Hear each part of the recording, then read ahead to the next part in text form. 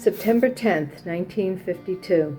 Dear Unitarian, my children said I should write to you after all these years. They just came back from a religious conference and said they saw some of your children there too. I probably shouldn't call them children since they are becoming young adults now.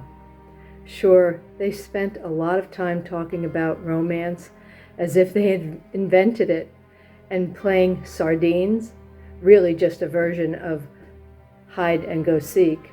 But they also talked about politics, peace, war, freedom, and responsibility. Remember when we were that young and could look at the world through such fresh eyes?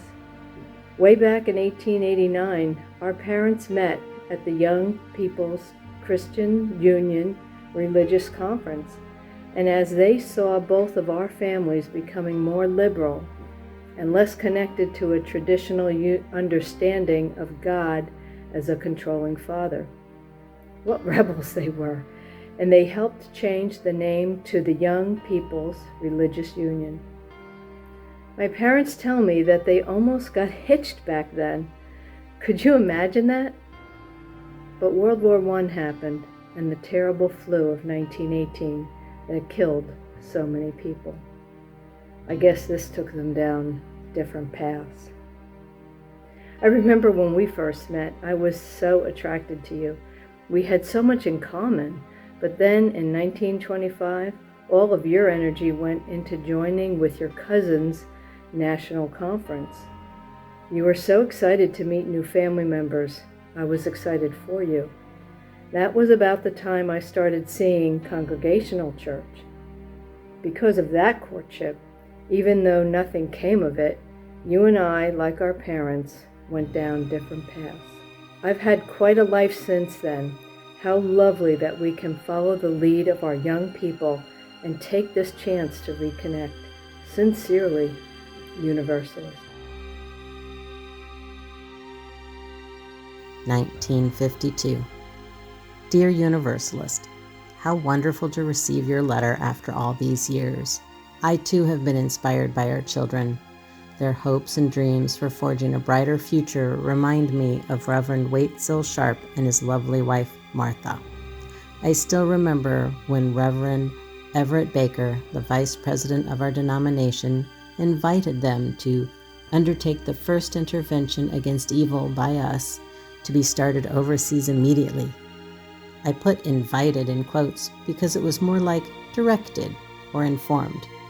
But they rose to the occasion, Will and Martha did, and went to Prague under the auspices of my father's Unitarian Service Committee to facilitate the departures of people whose lives were in danger. They were people like us, artists, intellectuals, liberal clergy, and scientists. They left their children with family and congregation members and were surprisingly successful. When they returned to their home in Wellesley, Massachusetts, Martha, always the social worker, insisted they go back to Europe to help children escape the oppression of the Nazis. Oh, how they inspired me. Their work gave me hope that we could be a part of preventing the rise of deadly nationalism in our world. I was also impressed when your family formed the Universalist Service Committee with hopes of doing similar work in the world. We really do have much in common, do we not? I would enjoy meeting with you again and recapturing that energy we had for one another so long ago. Who knows, ours could be a union of two families, an arrangement that would benefit us and the world. Sincerely, Unitarian.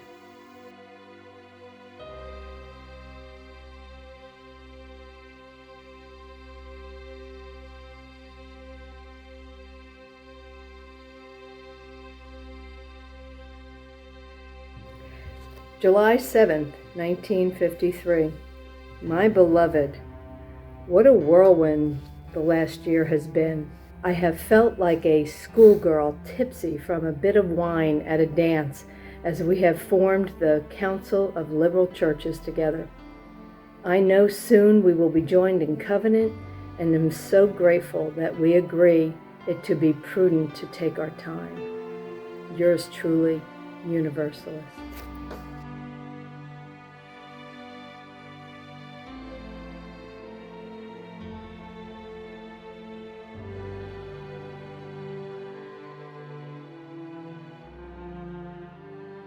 July 13, 1953.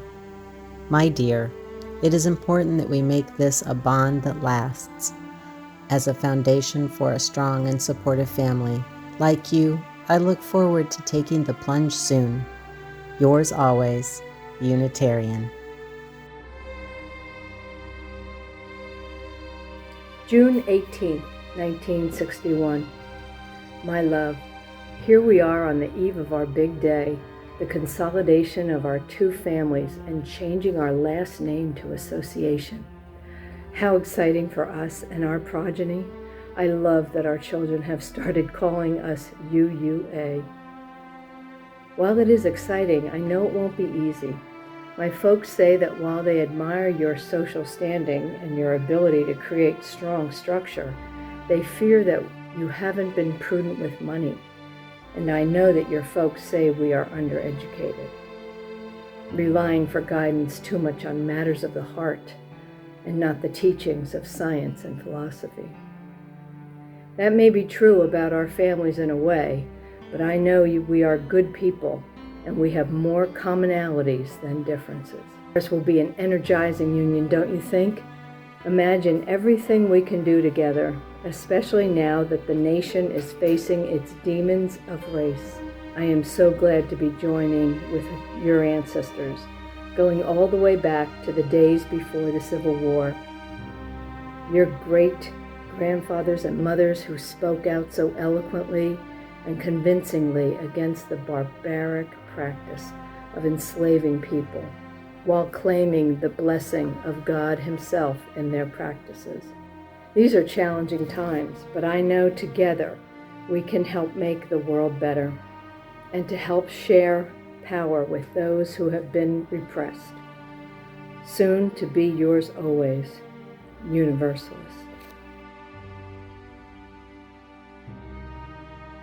April 8, 1965. Dear Mr. and Mrs. Reed, we are writing to express our heartfelt condolences upon the tragic death of your son, Reverend James Reed. We know that it may have been a sad day for you when he left the Presbyterian Church to join us, but we want you to know how proud we were of him when he joined our church, serving our congregation in Washington, D.C. as an effective and beloved assistant minister.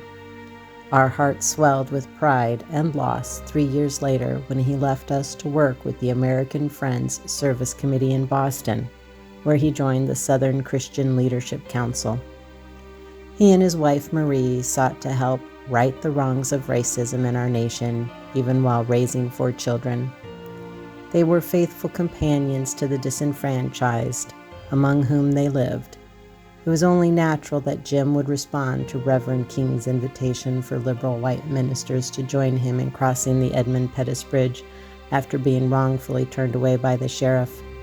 We hope you know that many members of our family joined him from across the country, though none met the same fate as your son and Mrs. Lizo after that terrible day. You will be glad to know that Reverends Clark, Miller, and Crick are recovering from the injuries sustained during the attack on them and your son, even though the white hospital would not admit them, and the black hospital was under-resourced to care for them. May God keep you as you mourn, and may we renew our commitment to racial justice in Jim's name. Unitarian and Universalist Association.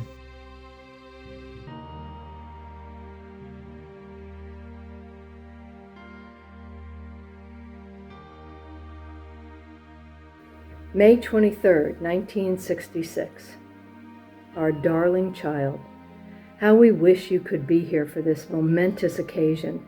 Our presentation of a General Assembly this year has been most successful, despite the challenges and sadness of the last couple of years. Our theme was Creative Use of Controversy. The highlight of the week was, as always, the Ware Lecture, which has been a tradition since 1922. This year was especially empowering as the great Reverend Dr. Martin Luther King Jr. delivered a talk called Don't Sleep Through the Revolution. Even though you couldn't be here, you'll soon be able to read the transcript. Don't sleep through the revolution. Your loving parents, Unitarian Universalist Association.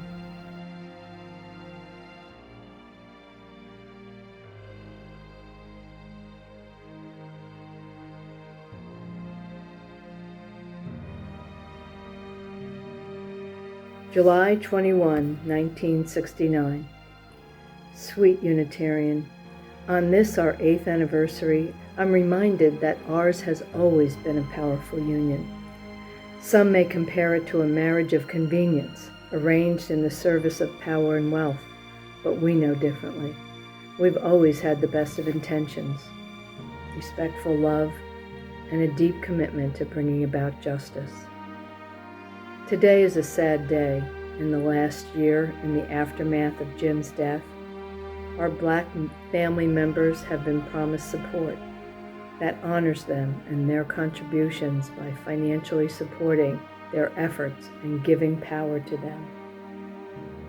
I am afraid we have fallen short on our promises, and now many in our family, Black, white, and every other color of the rainbow, are very upset with us.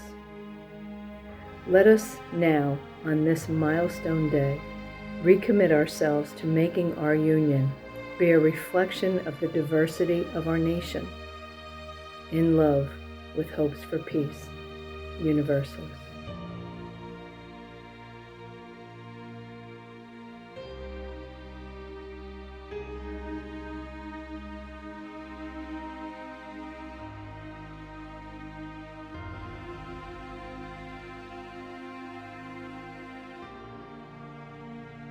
June 20, 1985. My darling Universalist, how exciting. Our daughters did it, and they have you to thank. In 1961, our covenant, our vows, included 6 principles that would guide our relationship through thick and thin and define who we were, how young we were, how resistant I was. I did not want to be defined by a creed then, nor do I now. But you were right. We need more now, so the youngest and newest members of our family can describe us and our shared beliefs to the world. Thank you, my dear, for inspiring the women and some of the men to lead the charge to redefine our principles and add a new one that names the mystical force that binds us all together, calling it the interconnected web of all existence, and for naming the 5 sources of our principles that matter most to us. What a wonderful way to celebrate the beginning of our 25th year. Happy anniversary. Forever yours, Unitarian.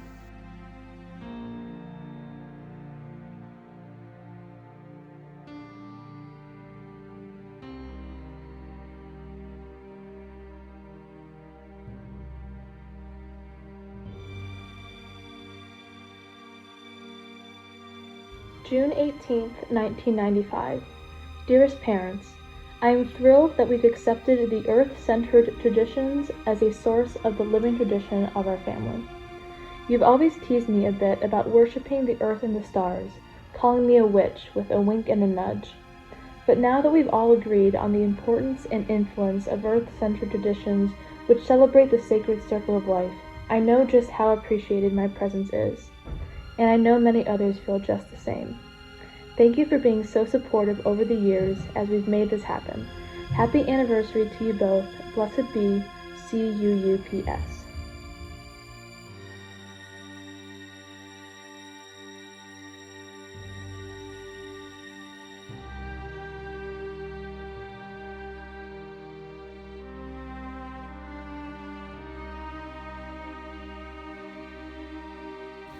So much is happening.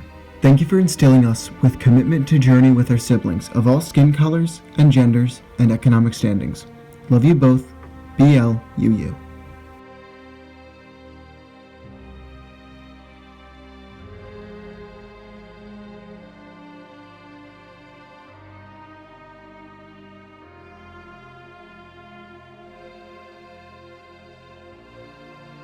February 14th, 2021.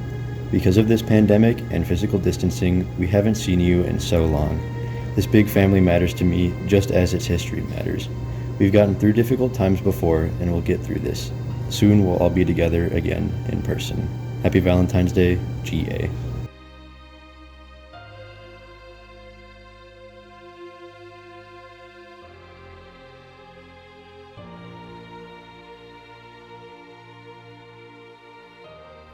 February 14th, 2021. Happy Valentine's Day! I'm the latest in a long line of people who value every human being as part of an interconnected web. Who knows what this will look like in 5 years, 10 years, or 50 years. I love you for teaching us how to change with the times. With love, DRUUM.